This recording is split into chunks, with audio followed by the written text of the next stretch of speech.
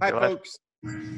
Hi, folks. Colonel Steiner here. A couple weeks ago, a few of us on Twitter promised that we were going to start a process called Trace Gringos. Don't mean to offend anybody. That's not our intent. We picked that name for a reason, and we're going to stick with it. But we promised some people that a couple of us with some real expertise about our southern border, something that we're going to just keep talking about from here on out. We wanted to get together and we wanted to make sure that you understood the reality of what's taking place, and not from Georgetown level university people, not from the level of, you know, talking heads on TV shows, but there's three of us here, and we're going to show you and prove to you that it's important, it's critical, and there are key issues that you need to know about. Jaeson and Todd, you got to hear from them in a minute. Between the three of us, we got about 65, almost 70 years of knowledge on the border. And I'm here to tell you, what you hear from us, you can take to the bank. So let me jump right in here so we can start going. About 3 weeks ago, I read an article that said that Mexico is now our #1 trading partner. And let me make a real ugly statement to you up front, and we'll spend weeks and months proving this if we need to. And everything the three of us talk about is going to prove it. Our #1 trading partner in the United States, Mexico, is controlled day to day by drug cartels. And you need to think about that, let that set in. And Michael, pull up that slide. So there you got it. It's out, it's official. Mexico is our #1 trading partner, and the government in Mexico City does not control 90% of the state. And that's just a fact of life. And if you don't believe us, maybe in a couple weeks you will. But there you go. That's the strategic bang right up front. Now, I'm going to kick this real quick over to Jaeson Jones. He's going to tell you his background. He's going to tell you what's really got him upset and concerned about. Jaeson knows the border better than anybody I know. So, Jaeson, it's all yours. Yeah, thank you. My background is I spent 24 years in law enforcement in Texas, retired as a captain with the Texas Department of Public Safety's Intelligence and Counterterrorism Division.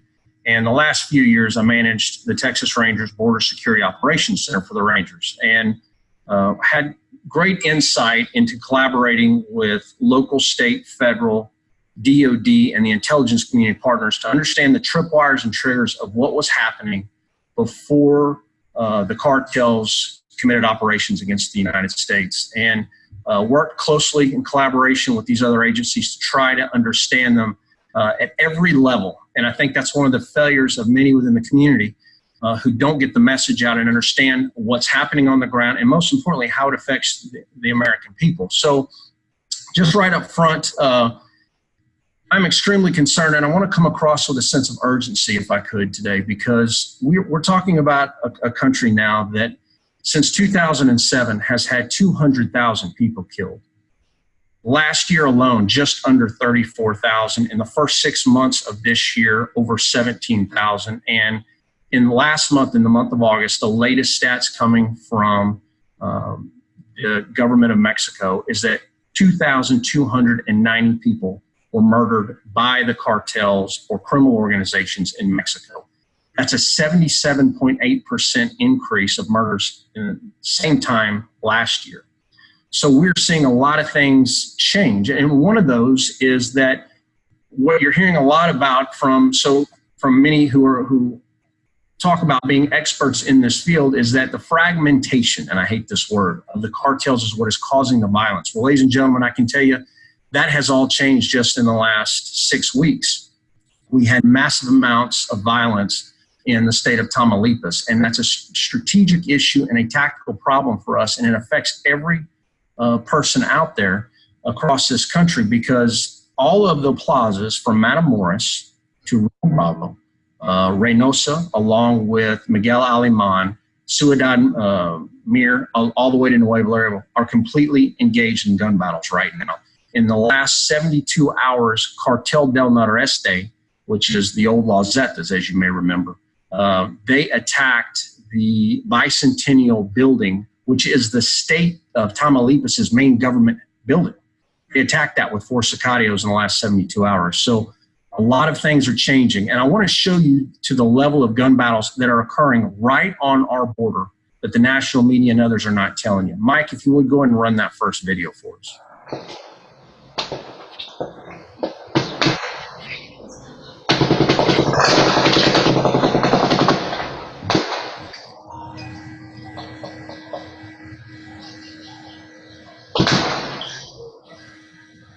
All right, Mike, if you would run the second one, I'll go ahead and start talking through this as well. Ladies and gentlemen, that was Miguel Alemán right across from Roma, Texas. We literally had hundreds of thousands of rounds fired a few days right before that battle between Cartel de Gafo and Cartel del Noreste took place on right at our border. We had over 50 rounds fired at 2 Border Patrol agents, and I can't stress to you enough here, we came very close to losing 2 Border Patrol agents in that event. 4 men were seen carrying automatic weapons, fleeing the scene. And you can see here just some of the leftovers after the gun battles of these armored vehicles that came into the area. We know that 36 armored and non-armored vehicles came into the area from multiple convoys and engaged in this small community. Now, those rounds come into the United States. The American citizens can hear them. Now, since that time, the state police with Tamaulipas have come in with over 200 officers. There's been raging, ongoing gun battles in the town of Nuevo Laredo, right across from Laredo, Texas. And since then, we've seen massive gun battles between Cartel Jalisco New Generation down in Michoacan and the state of Guerrero. Mike, if you would you run that one video for me real quick of the gunman shooting the automatic weapon with the armored vehicle?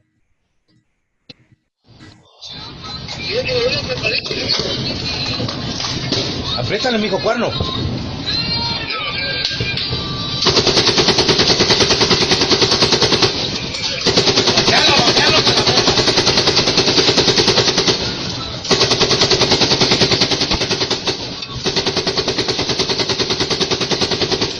All right, Mike, that's good. Thank you. That kind of gets it across. So these gun battles have been raging. We have, a lot of casualties of local, state law enforcement officers, SEDENA officers down there.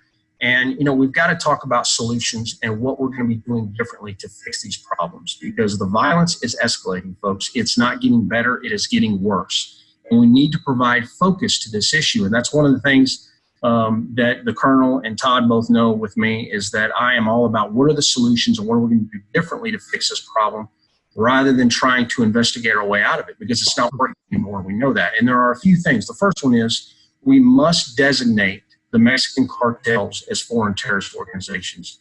I know that may seem very odd if this is the first time you've heard that. It's extremely important, because we have to understand what the limitations of U.S. law enforcement are at every level. And we need to bring in partners and authorities to allow the Department of Defense, the intelligence community, and others to start focusing our government. Now, I'm not talking about putting boots on the ground, but I am talking very, very clearly that we need to be able to utilize the full resources and the tools of national power against these organizations and look at them and focus our government on the cartels. Now, what will that do? First, it will limit their mobility globally, not just domestically into the United States.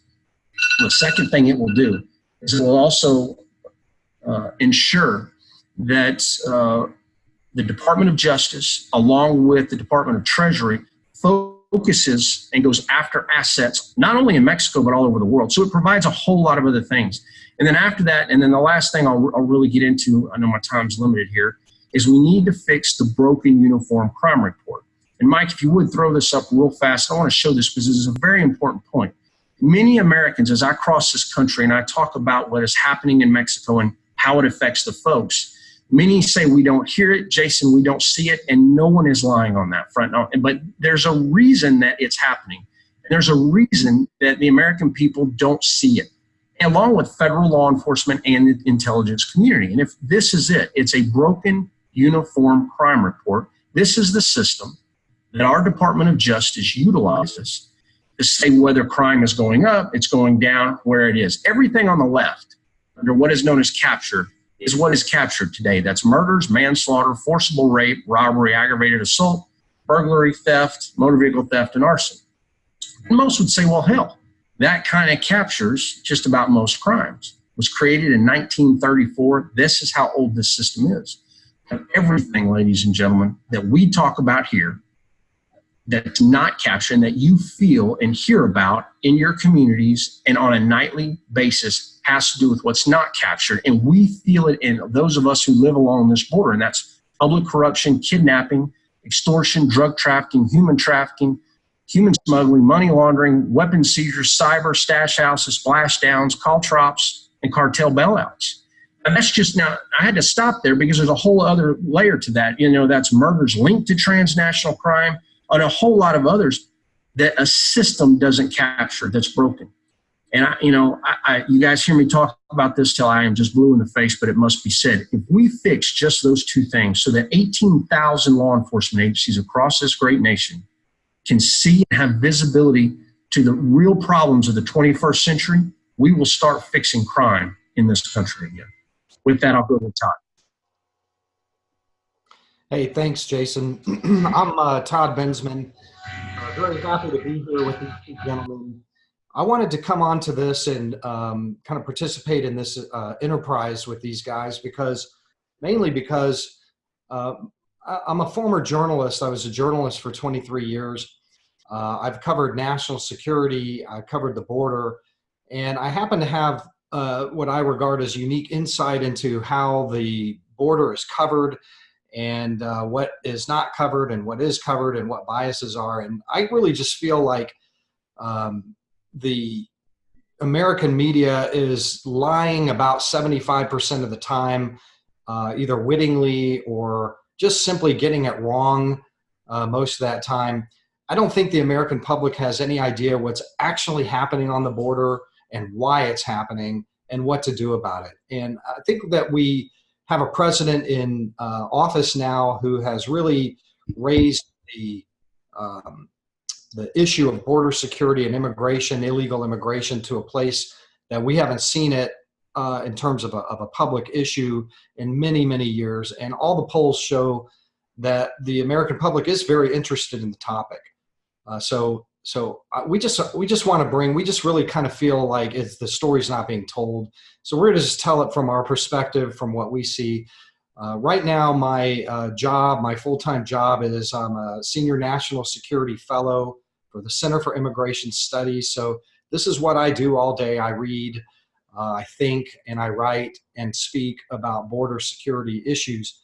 My history with the subject before I joined CIS was that I was for 10 years, an intelligence manager at the Texas Department of Public Safety. I had a unit that managed a unit that did collection operations and intelligence having to do with counterterrorism, but also with a nexus to the border. So we also did a lot of work on the border.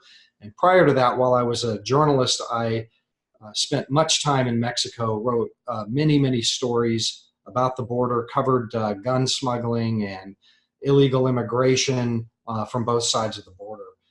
So that's kind of my, a little bit of background on me. You can go to my website, toddbensman.com, and find more about that. But today I thought that I'd talk a little bit about things that we're seeing on social media that I'm going to guess that the general public doesn't know anything about because the media just doesn't cover it. And one of the things that we're seeing on social media, often unexplained, are these battles that are fist fights, assaults happening all over southern Mexico between African migrants and Mexican police and federales and military. And here's some of it right here. But I mean, as recently as this morning, these fights were breaking out all over the place. They're very rarely explained. And I thought what I'd do first is, what is this? What is going on here? Why are there Africans fighting Mexican military? What's happening? And what that's about is that we have had a surge, a massive surge, coming through South America, through what's known as the Darien Gap in Panama, between Panama and Colombia, of Africans, Cameroonians, people from Ghana, New Guinea, people that are from the Democratic Republic of Congo, by the thousands like we haven't seen in years. And the reason that they're coming in these surges is because those migrants saw what was happening at our border, a breakdown, because of the 500, 800,000 Central Americans that basically broke our gate down. And they saw that the getting was really good right now. So migrants from all over the world have been flocking through the Darien Gap on their way to the U.S. border. That takes them through Mexico. And we've seen reporting about hundreds of Africans showing up on our side in San Antonio and Del Rio and in the Rio Grande Valley and in California. And people are seeing, a kind of diversity of migrants that we don't really understand or know anything about. And my contention is that these migrants are a particular national security threat because they're coming from countries that are just riven with tribal militias. There are ISIS factions in the Democratic Republic of Congo, mass atrocities on all sides, and we don't really know whether the people that we're seeing coming over our borders are victims or actually persecutors. So we've been having Africans and from all different parts of Africa. We've been right alongside the Central Americans. And what's happened is that the Trump administration has requested of the Mexican government to, I would say maybe not requested, let's just say with a stick, we're going to give tariffs, we're going to put tariffs on Mexican goods if you don't do this. What's happened is that the Mexican military has deployed doing transportation interdiction operations in Chiapas, southern Mexico. For the first part of that, late this summer, mostly the Mexicans were stopping the Spanish-speaking migrants and turning them around, or at least taking them off buses and putting them on foot, and repatriating them to Guatemala and El Salvador. But they were letting the non-Spanish speakers straight on through. And I was finding them and interviewing them at the border. And what's happening now is that suddenly, I'm not sure exactly why, but the Mexicans have decided to start interdicting the Africans and what we call extracontinentals as well. And that's why you are seeing these fights break out, because they are stopping those migrants from coming through. And those migrants have spent thousands and thousands of dollars on their trips. This is once in a lifetime investment. So if you're spending that kind of money, begged, borrowed, stolen, wherever you got that money, and you get within eyesight of the goalposts, the United States border, and suddenly the Mexicans are stopping you and detaining you indefinitely, you're going to be mad. And so that's what we're seeing down there with all these videos of Africans battling it out with the Mexicans. We know a little bit about this kind of migration because we've been seeing them come across the border, but I wanted to actually go inside Mexico and meet them and speak to them. And let me show you what I found. Just a couple weeks ago, I was in Ciudad Acuñas, and I found an encampment there. And here's a couple of photos of that encampment and some of the people I met there. I met Cameroonians. Look at this woman. This woman, she's straight out of Africa. This is on the banks of the Rio Grande, folks. She's collecting laundry, drying in this camp. And what they're doing is they're waiting to be invited into the United States one by one to make asylum claims. But they're the subject of a policy by the Trump administration not to let them in. They have to wait in Mexico. And what they're doing is these ones are waiting, but plenty of others are not waiting. Let me see this Russian guy. I met a Russian in this camp. There he is. He'd only give me the name Vladimir. And when I asked him why he left, he said that he left because he had problems with the police. Well, what were the problems that you had with the police? It's too complicated to go into. Well, what's your whole name? Well, I don't really trust you. I'm not going to give you my whole name. Well, how did you get here? And he said, well, I'm a Russian citizen, so I just flew on my passport to Havana, Cuba. We have diplomatic relations with them. And then I'm a Russian and I wanted to come to Mexico, and there's nothing stopping me from coming to Mexico as a tourist. So I flew to Monterrey, Mexico with the intention of coming to the border and crossing. But what's happening now is after I interviewed him, and I'll wrap it up here shortly, is that the Mexican government has now started rounding up these extra continental migrants like Vladimir and the Cameroonians I met, and they're rounding them up and they're bringing them back south and they're detaining them. So Vladimir heard about this and he fled this camp about 2 or 3 days after I met him, and he moved to Nogales. I'm still in contact with him on WhatsApp. And I said, why'd you move to Nogales? He says, I didn't want to get caught up in some sort of a roundup by the Mexicans. So he got himself a small, I guess, a motel room in Nogales. And he said he was planning to cross and declare asylum to the first officer that he could find. And I said, can we stay in touch? And he said, sure. He says, but once I cross and declare asylum, I think I'm going to be in detention for a really long time, and they're going to take my phone. And that was about a week ago, and I've been trying to contact him, and he's incommunicado. So I think he has crossed now, and he's probably in custody. But he will be subject to the Remain in Mexico policy, so we'll probably kick him back. And he may even have to fall under the provisions of a new policy, which is to prove that he applied for asylum in Mexico and was rejected before he is allowed to apply for properly for asylum in the United States. These are all these new policies that are being rolled out that are having a very strong dissuasive impact on these migrants, the ones that I talk to.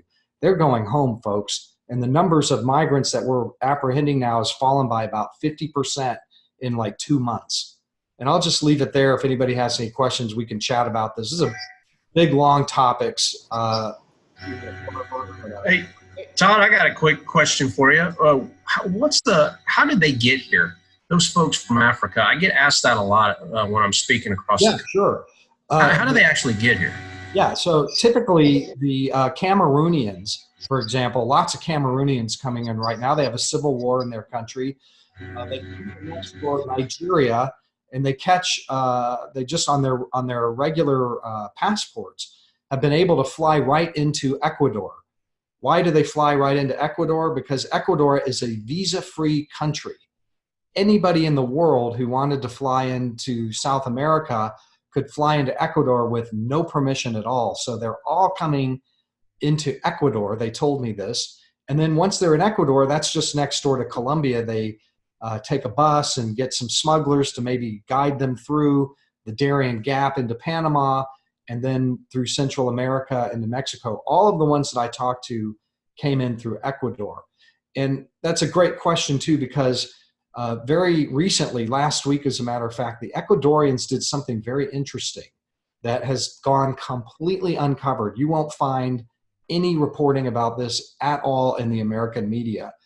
The Ecuadorians, probably under U.S. pressure, changed their visa policy, and what they did was they added a list of countries that require visas now. And among those countries are the Democratic Republic of Congo, Cameroon, all of the countries that are represented in the camp that I saw in Acuña.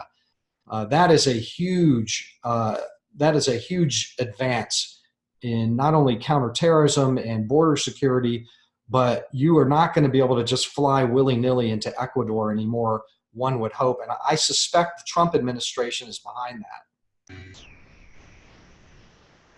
Thanks. Yeah. So I'll pass it over. Anybody got anything else, Colonel? Todd, I tell you, and you guys know my background. I get tickled about this whole Russian character and the fact that he told you his first name was Vladimir. He is a prime example And that's why I was so excited the night you were talking to him and we were all texting back and forth. He is a prime example of, we really don't know who comes into our country. I mean, that guy is not a normal refugee, been in trouble with the law enforcement guy. He's got no tats. Jaeson, I'll tell you, he doesn't fit the profile of a jailbird, especially a Russian jailbird, at all. If you looked at the last 100 guys they got from Russia and Mexico, I bet you none of them look like him. So that story in itself just drives home the fact of, we don't know who's coming across that border. And I know that's an argument that one side in this country tries to make. We got to close the border because we don't know who's coming. The other side says, oh, you're just trying to close the door to people trying to make it in this world. But he's a classic example. No one knows his skill sets. No one knows what his background is. And if they do interview him, I bet you $5 Jaeson could tell us his interview will probably last 10 minutes, you know, and then they'll drive on. And unless something about him really, they'll drive on. One thing I'll add about that is I asked him, I said, so you're the only Russian in this camp as far as I can tell, is that right? And he said, yeah. And I said, well, what about other Russians? Surely there must have been Russians that came before you and you heard about it. And he says, oh yeah. He says, on social media, he says, we're all in communication. And I said, well, where are the Russians now? And he says, there are Russians in Reynosa, Nuevo Laredo, Monterrey. He said a group of Chechens just showed up in Cancun. I said, really? Chechens? So these would be Muslim Russians from a region that is well known for Islamic attacks on Russia, and also large contingents of foreign ISIS fighters in Syria as well. You're telling me Chechens. What else can you tell me about the Chechens? He says, well, I don't know that much about them. I just know that they showed up in Cancun. I said, well, you know, what else can you tell me? And he said, well, you know, most of these Russians are just looking for a better life. It's just you know, they think that they'll have it better in the United States, and maybe they will. I don't know. You know, Russia's not the greatest place in the world to live too in some areas. So. Yeah, and the fact that he's talking to a group of Chechens, I mean, the ultimate Islamic fighters come out of Chechnya. Yeah, when Putin took his forces into Syria, the key fighting force he brought with him, above and beyond his special forces guys, were his Chechens. I mean, those guys are dime for dime, dollar for dollar, as ruthless as any cartel in Mexico. And so it's just fascinating that this guy is out there, and he's indicative of what should scare the world out of us. And I'll tell you something. Go ahead, Todd. I was just saying, what I worry about most is that the state of our border, with our border patrol and ICE people completely consumed with childcare duties for the Central Americans, and with just processing them in and pushing some back to Mexico. You know, they're not really on the border. They're not up to full speed with their duties. And when a group of Chechens comes through, what's supposed to happen is they would be held back, and all the three-letter agencies would come in, or ICE intelligence would interview them while they're in detention. But I don't know if there's bed space to hold them, to hold Chechens or Bangladeshis or Pakistanis or Syrians. Syrians are coming in too. Iraqis are coming in. Heck, we just had we had 4 suspected ISIS terrorists caught on their way here in Nicaragua. They came in through Ecuador.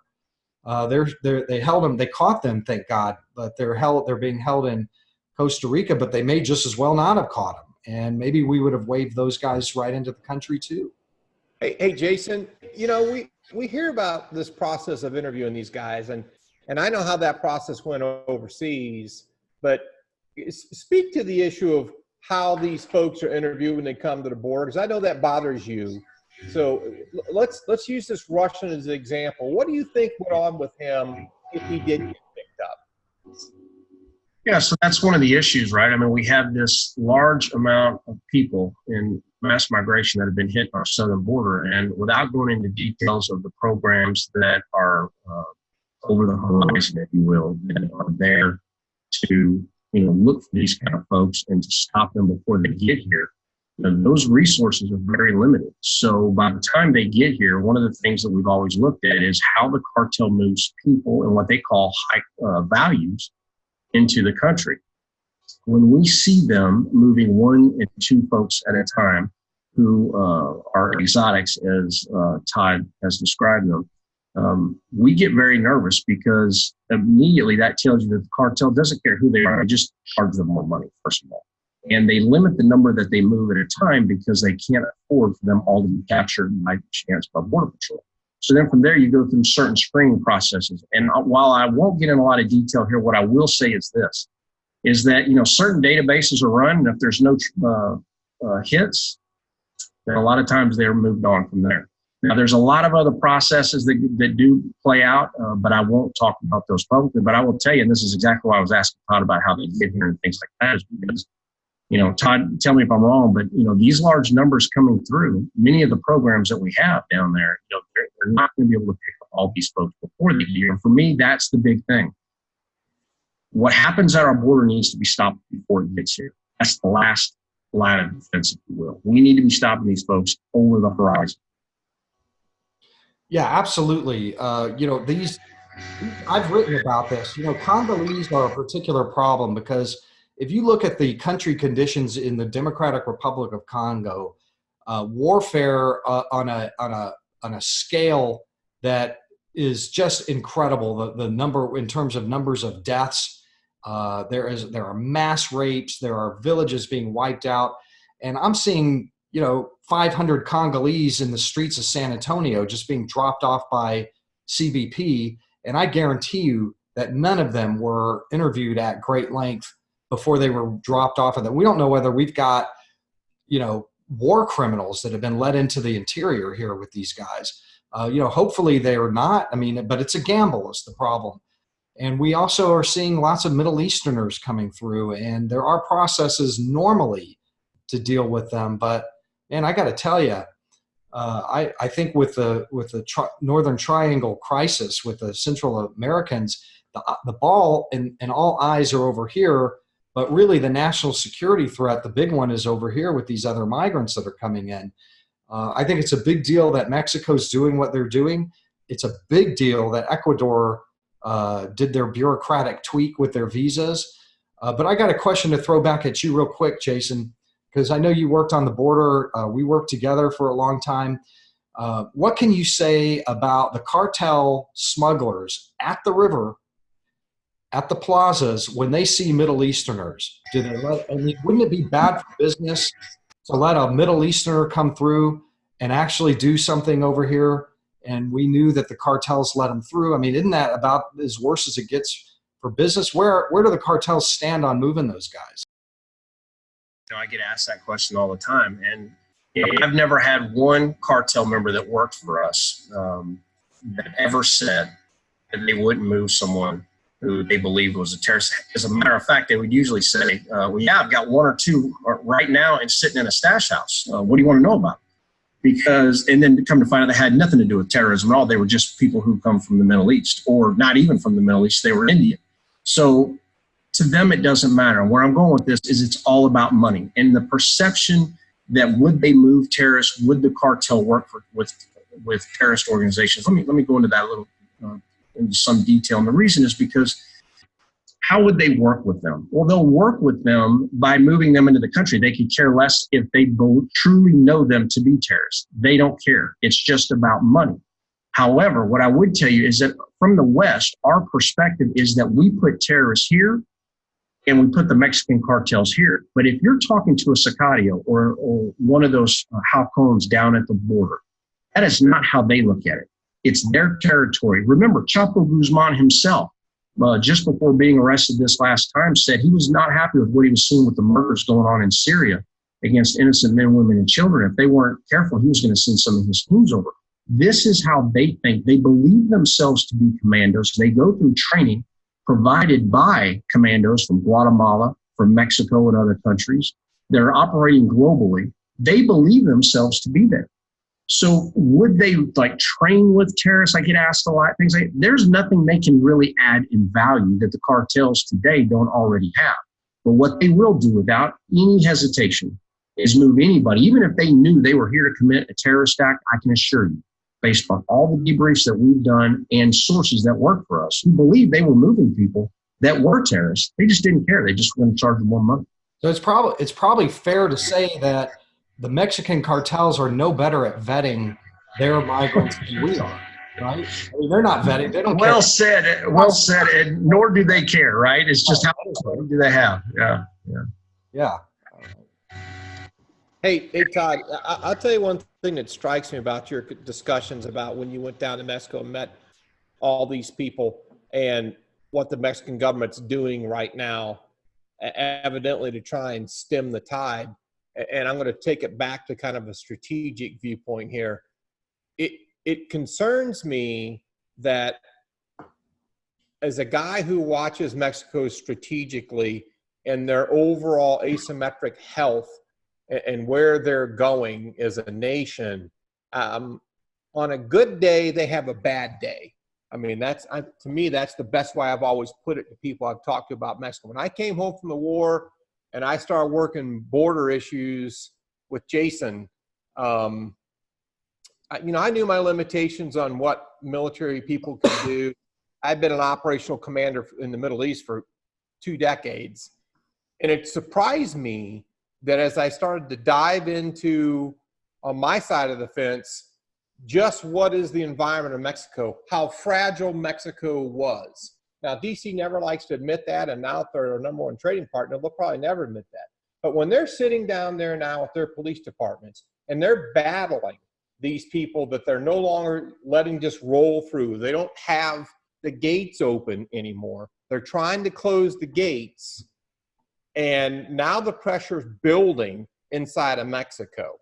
And one of the things we'll get into here in a couple shows in the near future is the overall health of the Mexican military, Sedena, Samar. I think Jaeson and I got some pretty scary stories about that environment. But Mexico's ability to keep this pressure off of our border and yet stay stabilized is a real concern. So a victory by us on our border could be a tragedy. It could be the thing that pushes Mexico over the edge. And then we've got huge problems. So it's almost like we want to break out the flags and, and declare Victory Day, the war is over, that speech. And then the next thing we know, Mexico slides into the abyss. And I will tell you, I dealt with the Albanian issue when it happened. And when Albania as a nation fell apart, it didn't fall apart over a period of 2 or 3 years. Albania fell apart overnight. But we staged troops in Italy to go to Tirana, Albania. And we were supposed to meet up with people in Tirana, Albania at the airport. And by the time we got there, they were gone. The country just slid off the abyss. And how fast could Mexico fall apart? When you see their military getting assaulted by their civilians, when you see their president, who's just an absolute Teletubby, basically giving them orders not to engage with the public. In other words, if the public grabs your gun, grabs your radio, slaps you around, humiliates you, you just sit there and take it. And then you got drug lords sitting in the president videos telling the president that he's having troubles in his territory, like Jaeson was talking about. These drug lords are just claiming pieces of Mexico. And they're reaching out to the president saying, hey, you need to get this governor who's crooked, who's allied with my adversary, off my back so I can take care of my people in my territory. The overall, that's just nuts. My sense of it is, I don't think what's happening with the Mexican, we'll call it cooperation with the U.S. counter illegal immigration policies is going to cause or be a tipping point for Mexico to slide off the edge in a Tirana kind of way. I don't see that happening. I'm a little bit more, plus you've got the Mexican Navy too. Don't forget those guys for stability. But what I'm more worried about is just public perception and pressure. The poor migrants, look how the Mexicans are treating them. We saw the Mexican military give way to the caravans to just simply yield and let them through to the U.S. border just because they were creating a lot of havoc. They were throwing rocks and bottles, and there were fisticuffs down there with those. Remember a few months ago with the early caravans that were coming through, and the Mexicans were supposed to stop them. And with the media cameras on them, I think they just have thin skin. They can't hold up. They can't fight back. Not without terrible public relations repercussions, and that they'll fold on us down there and let the flood continue. So there are a number of other policies that I think the Trump administration is using that amount to an in run around Congress, our divided Congress. So I'm not seeing a failed state scenario. I mean, maybe it could happen, but not out of this. I think that there's that'd be a good point for you and I to professionally argue in the near future, because I will tell you, I see Mexico in a world of trouble. I'm a big believer in the law of unintended consequences, second and third order effects. And I think back when before I retired, at some extremely high levels, there are some tectonic level issues in Mexico that they just cannot come to grips with. They have no court system. They have no law enforcement system. They have used their ace in the hole, their military, to try and solve their problems, and it failed. There are no more aces. Their economy, they've drained Pemex dry. You basically got two billionaires running the country, and the president is friends with both of them.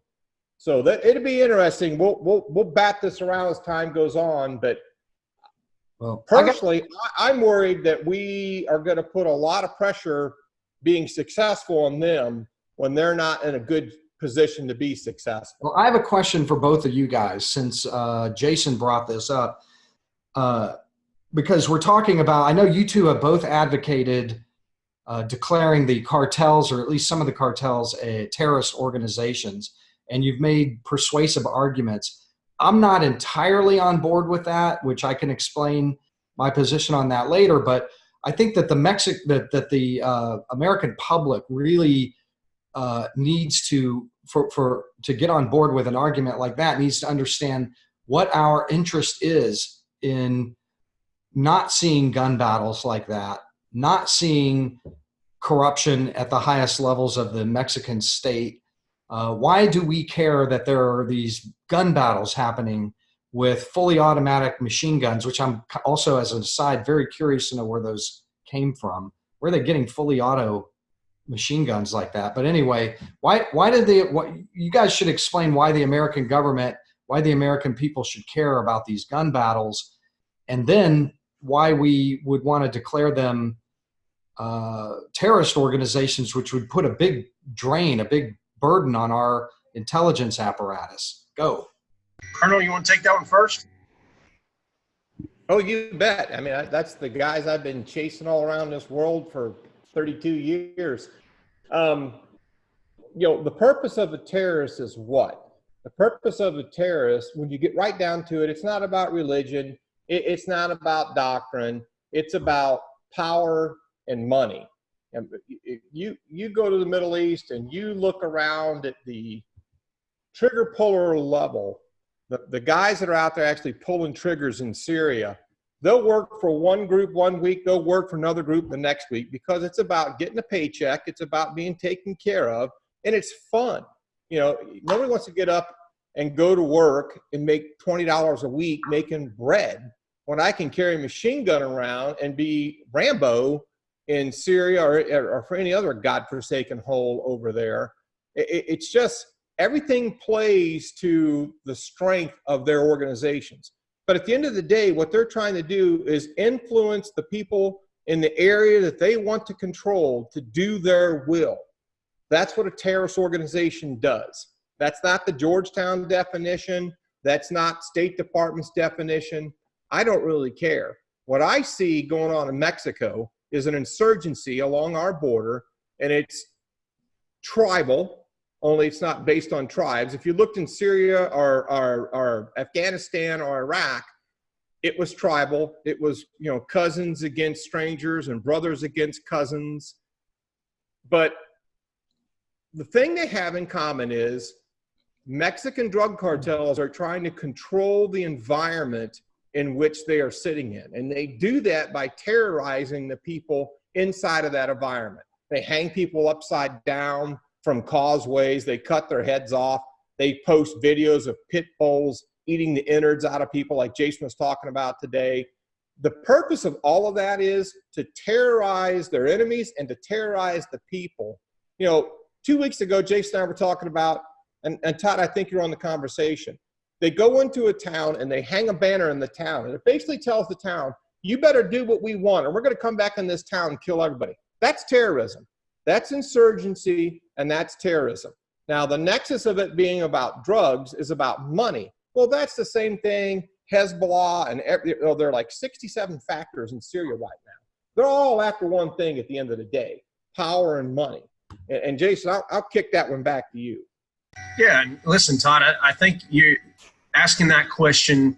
You know, it's the question that I'm answering all over the country, from the East Coast to the West Coast.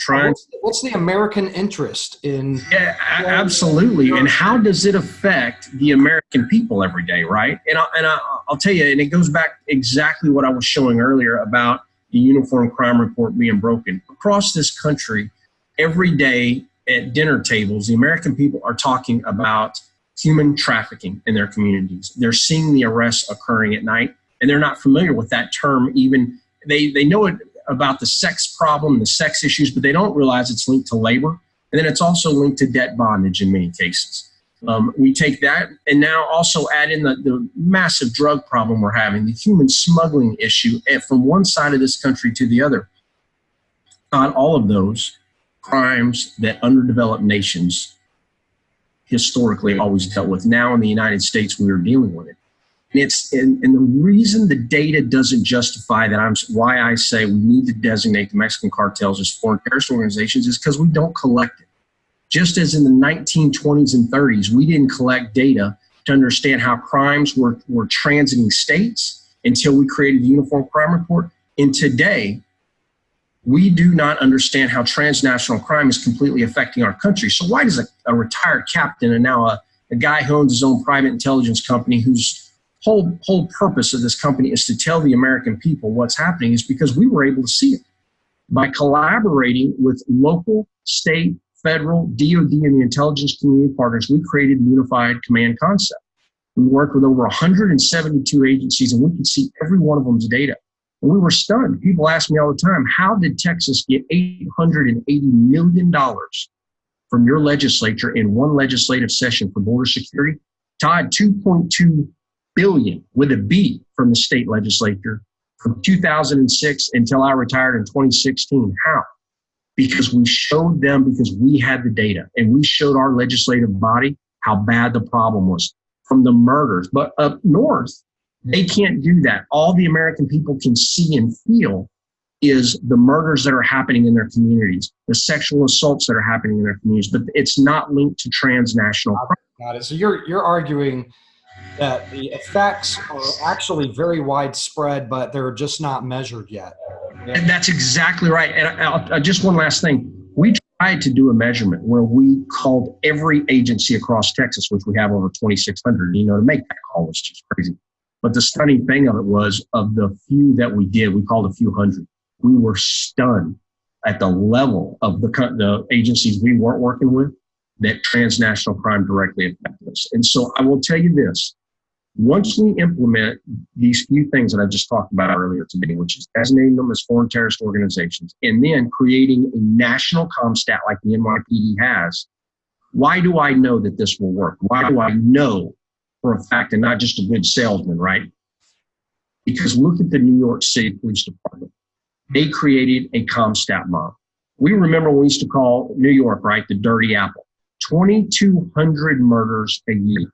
They began using data to drive their day-to-day operations. After 9/11, they moved their intelligence officers all over the world to be offensive against the threats that they were feeling as a city And what's the other thing that they do is they share the data real time with local and state agencies all over the country. That agency today has made it where New York City has less than 350 murders sustained.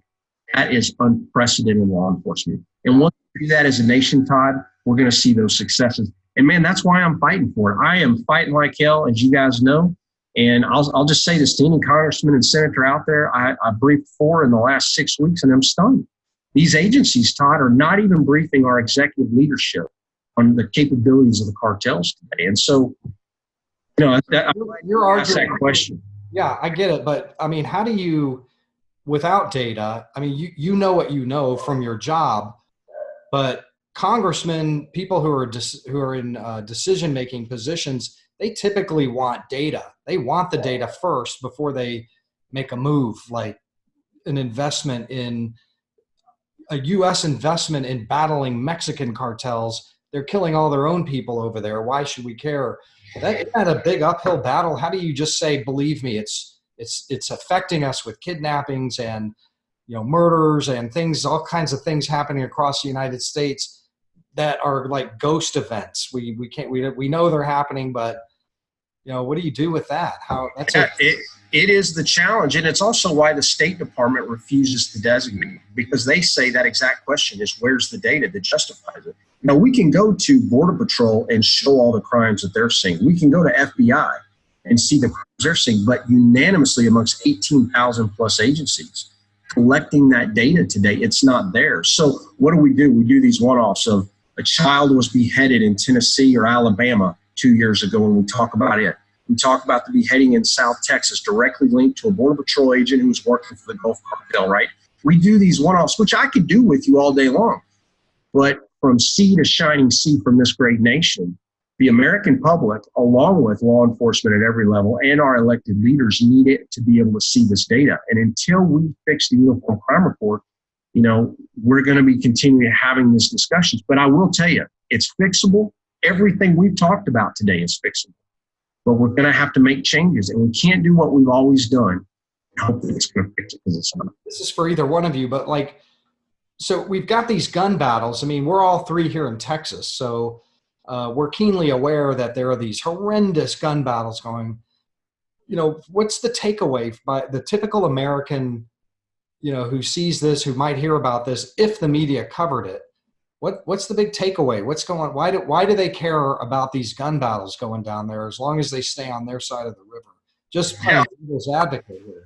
I'll take it real quick. And what I can tell you is that when gunfights happen along our borders, and the reason I'm so concerned about Tamaulipas, and I named all the different plazas that lie right along our borders, because just as we saw these agents being fired at, the other thing that you're not seeing, that I can assure you law enforcement along the Texas border right now is dealing with, is, we had Diablo flee into the country along with a whole group of other sicarios. They flee into the country when they have infighting between cartel and cartel as one begins to lose.